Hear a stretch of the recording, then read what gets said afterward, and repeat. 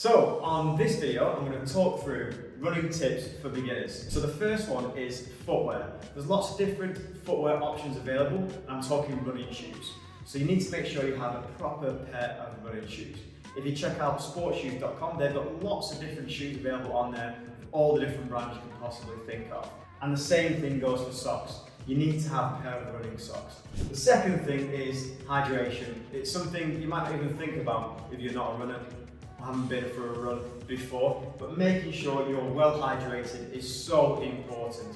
And that means drinking before you go for your run, well in advance of your run itself. That doesn't mean guzzling a pint of water just before you set off, because you might end up getting a stitch.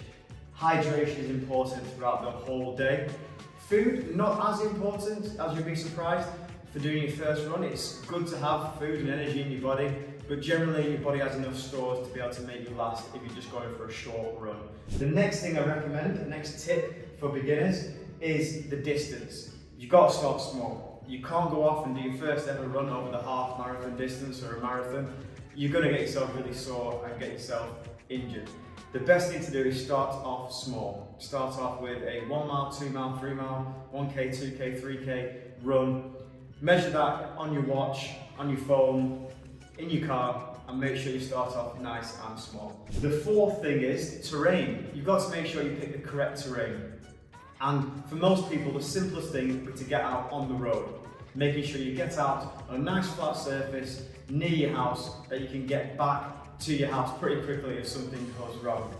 Not saying it will do, but it's important to make sure you have the right terrain when you're just a beginner. If you're new to running and you haven't been for a run before, and then you go on a tough trail course or up a mountain, up a big hill, you might find yourself in trouble, and we don't want that. We want to make sure things are nice and easy so you can repeat things. So making sure you pick the right terrain when you first start out.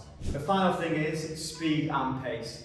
When you're running for the first time, you might not have that inert knowledge on how to actually run at a certain pace and how long you can run at that pace for. The best thing to do is stay nice and slow, stay nice and steady. Go at a pace where you can have a nice, normal conversation. If you can have a conversation, you're running at a pace where your heart rate isn't too high.